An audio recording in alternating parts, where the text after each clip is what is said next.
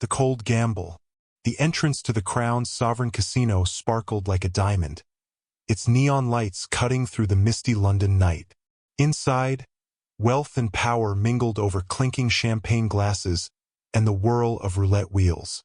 Julian Frost, MI6's most experienced operative, stepped out of a sleek black car, adjusting his tuxedo.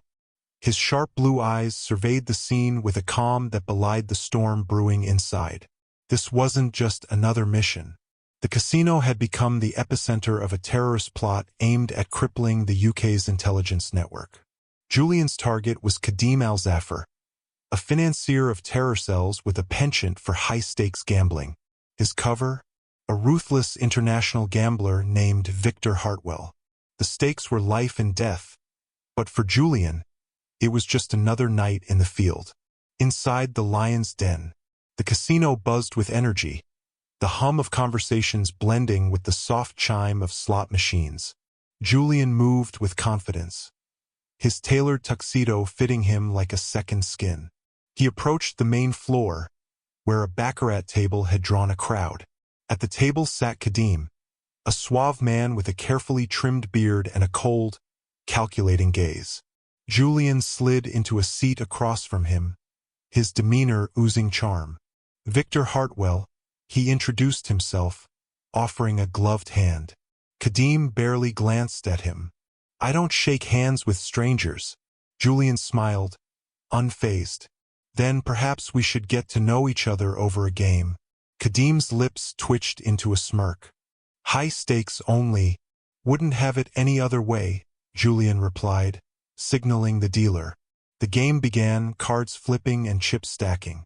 Julian played with measured precision, letting himself lose just enough to seem plausible before making a stunning comeback. Kadim's interest peaked as Julian's pile of chips grew. "You're either very lucky, Mr. Hartwell, or very good," Kadim said, his eyes narrowing. "A bit of both," Julian replied smoothly. The first crack. As the game continued, Julian subtly probed Kadim, dropping carefully crafted comments to gauge his reactions. The man's ego was palpable, and Julian exploited it with ease. Between hands, Julian leaned back, sipping his whiskey. "I hear the Crown Sovereign is more than just a casino. Some say deals more lucrative than cards are made in its private rooms." Kadim's expression didn't falter, but there was a flicker of something in his eyes. "Rumors," Kadim said dismissively, though his grip on his glass tightened. Julian decided to push further. "Rumors always have a grain of truth, don't they? Personally, I prefer to be where the action is."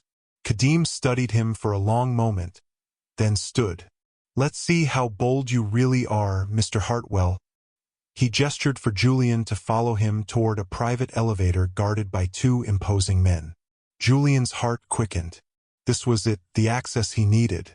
Into the shadows. The elevator descended to a hidden floor beneath the casino. The air was colder here, the opulence above replaced by sterile walls and dim lighting. Kadim led Julian into a room where several men sat around a table, maps and schematics spread out before them. Julian's stomach tightened. It was worse than MI6 had feared. This wasn't just a terrorist meeting. It was the nerve center of an operation planning coordinated attacks across London. "Who's this?" one of the men asked, eyeing Julian suspiciously. "A new player," Kadim said. "He's proven interesting." The men exchanged uneasy glances, but Kadim's word carried weight. Julian kept his face neutral, his mind racing. He needed to get out with the intel, but his presence here was already a risk. A dangerous game. The men discussed their plans openly, confident in the supposed security of their location. Julian's earpiece, hidden under a lock of his hair, transmitted every word back to MI6. Kadim finally turned to Julian.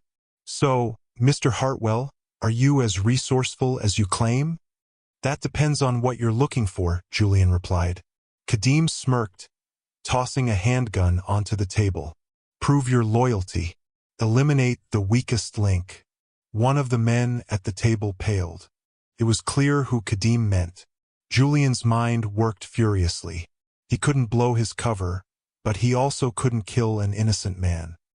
He picked up the gun, checking its weight, and aimed it at the terrified man.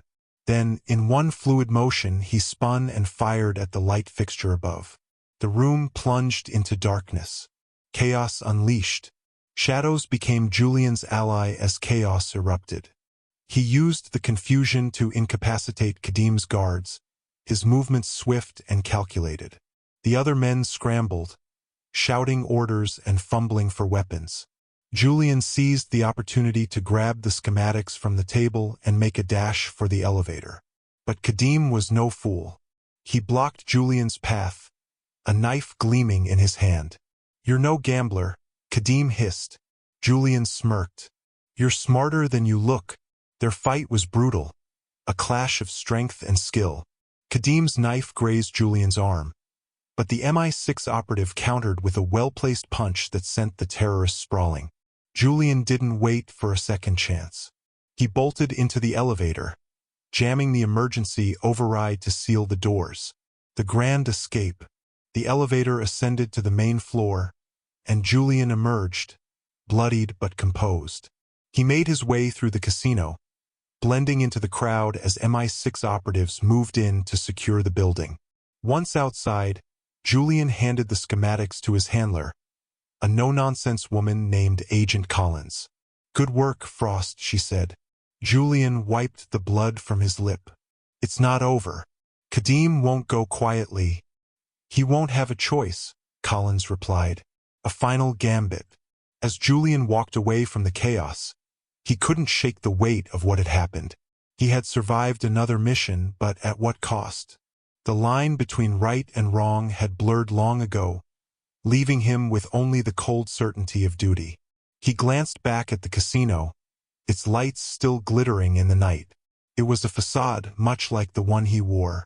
Behind the charm and wit was a man who had sacrificed everything for a cause that often felt as hollow as the victories it delivered. Julian Frost, the MI6 operative, vanished into the London fog, a shadow among shadows. 1 year later, the London skyline glittered in the crisp evening air, its modern towers standing tall against the remnants of an older city.